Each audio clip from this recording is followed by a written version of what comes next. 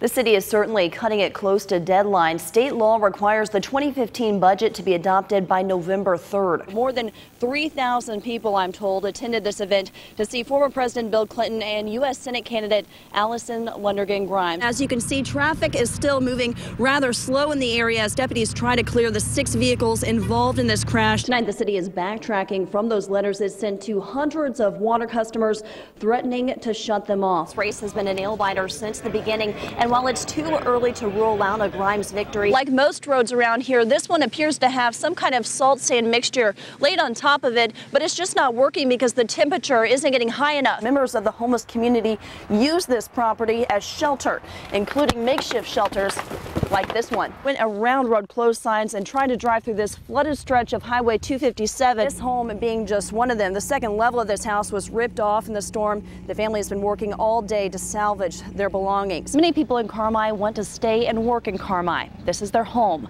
But like many places, it's a struggle to make ends meet. Folks here in White County have a lot on their minds heading into the November 4th election, but the desire to be heard reigns supreme. A high-speed chase rips through southwestern Indiana in the middle of the night, starting in northwestern Vanderburgh County, crossing into Posey County, circling back into Vanderburgh County, stretching deep into Ward County at speeds up to 90 miles per hour. The Vanderburgh County Sheriff's Office says Mark Leroy was behind the wheel.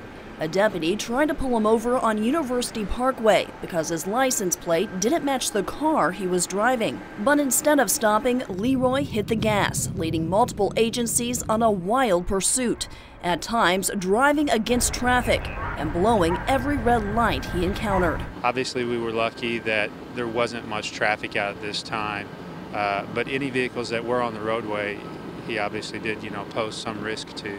Officers deployed stop sticks several times, causing major damage to Leroy's front and back tires, but he still kept going. This is the longest pursuit I've ever personally been a part of. We have to make a decision on whether to continue that pursuit or to terminate. In this case, this time of night, traffic was very low. We were able to continue this pursuit. By the time Leroy crossed into Ward County, he was driving on rims. He finally pulled over near the Alcoa plant, but he wasn't done running. Deputies say he fled into a wooded area, only to be caught by a canine. No other drivers or officers were injured, but deputies say Leroy's lengthy attempt to evade the law put innocent lives at risk.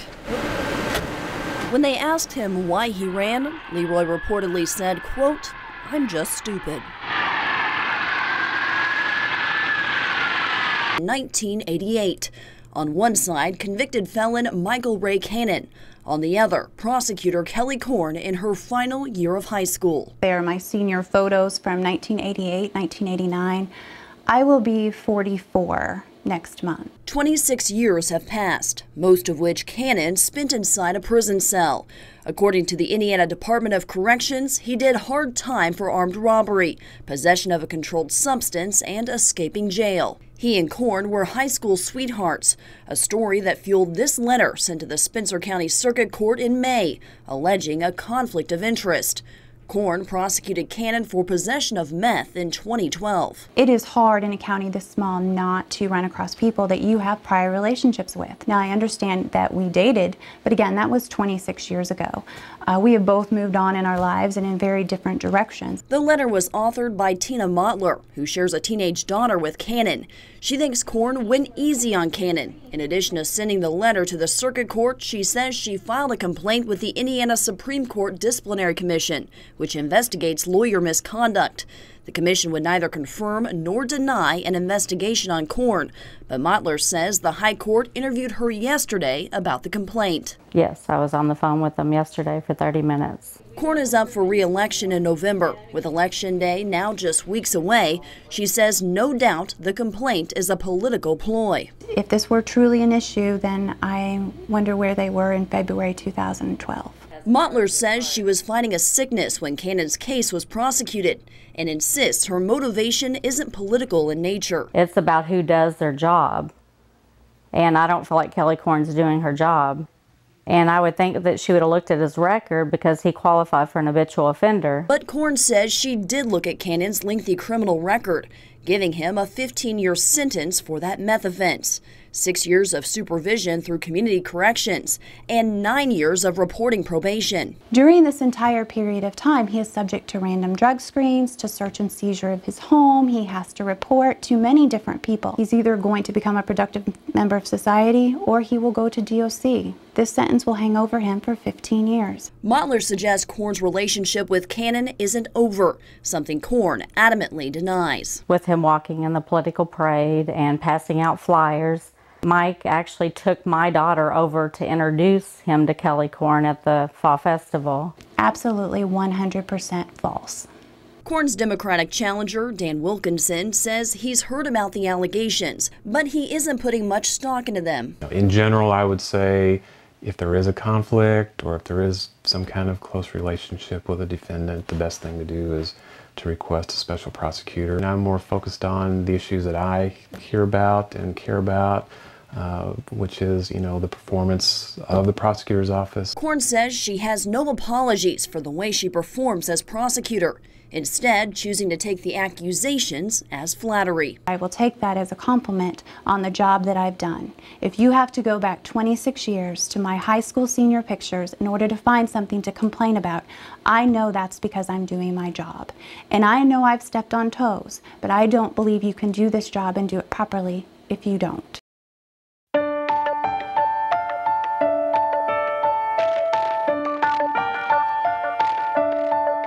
November 2012, Sarah Cox, an Owensboro nanny and child care worker, is arrested. She's charged with more than 1,000 counts of child pornography. Her arrest sends shockwaves through the tri-state. Just knowing that someone like that lives right across the street from me is extremely disturbing. In May, Cox is allowed to leave jail under strict conditions. She quickly violates those conditions and a warrant is issued for her arrest. She and her girlfriend are found more than 1,000 miles away in a Denver, Colorado women's shelter. Cox is eventually taken into custody by Davis County authorities. Days before trial, Cox agrees to a plea deal, taking 18 years to avoid the maximum prison sentence of 20. In a handwritten letter, Cox petitions the judge for probation. She apologizes for running to Colorado, calling it a moment of panic. She has demonstrated that she will not follow the orders of court. But the damage is already done. The judge shows no mercy. The sheriff of Davis County will deliver you to the Department of Corrections to continue service of your sentence. Cox is shipped off to the state pen, but her story doesn't stop there. To understand it, you have to go back to the beginning. August 2009, near London, England. Sarah Cox enters a civil partnership with her lover, Charlotte Haydock. The following year, Charlotte is impregnated through artificial insemination, and in December, the couple welcomes a baby boy. But British documents obtained by Eyewitness News reveal Charlotte rushed the baby to the hospital just 1 month after he was born. Charlotte tells doctors Cox was changing the baby's diaper when she heard a click. Records show the child was irritable and not moving his leg. An X-ray of the infant paints a troubling picture of abuse. Records show doctors discovered bruising on the baby's forearms and multiple fractures in his left leg and ribs. Both parents are arrested on suspicion of causing grievous bodily harm. Local authorities launch an investigation. Authorities zero in on Cox. They believe she alone is responsible. Cox tells them she didn't intentionally hurt her son, but investigators don't believe her. During court proceedings, Cox leaves the country, returning to her hometown of Owensboro, Kentucky. She never goes back. Is this where Sarah Cox worked at one time? July 2011. Now back in the States, Cox works her way into childcare. With few people aware of the child abuse allegations in England, Cox is able to work as a private nanny and daycare worker in the Owensboro area. And she was here for a very short period of time. One of her employers is Kitty College. We were wanting to talk to you just to see, for one, if a criminal background check was done. But we do criminal background checks for every staff member that is hired. The daycare director will not give a definitive answer as to whether a background check was done on Cox. Inspection records from the Kentucky Cabinet of Health and Family Services show the daycare has been cited on more than one occasion for not doing employee background checks. While it remains unknown if Cox got a background check, investigators say it wouldn't have mattered. She had no criminal history in the United States. Nearly a year after returning to America, Cox gives birth to a boy in Davis County. But social services takes the infant from her custody because of alleged physical abuse inflicted by Cox. Shortly after her baby is taken, Kentucky State Police start investigating Cox after her IP address is tied to a child pornography investigation. Law enforcement was shocked to discover a female behind the crimes. Cox is what they call a one-percenter. It's typically 99% male and 1% female. And that's when we realized, we have a 1%er right here in Owensboro. Former Detective Jason Pagan was assigned to the case. He immediately started looking into Cox's background. Ironically, she was taking a law enforcement class at a community college. Sometimes they try to learn the law to hide from it. But the most disturbing moment was when authorities learned the woman accused of child exploitation was someone entrusted by many to care for their children.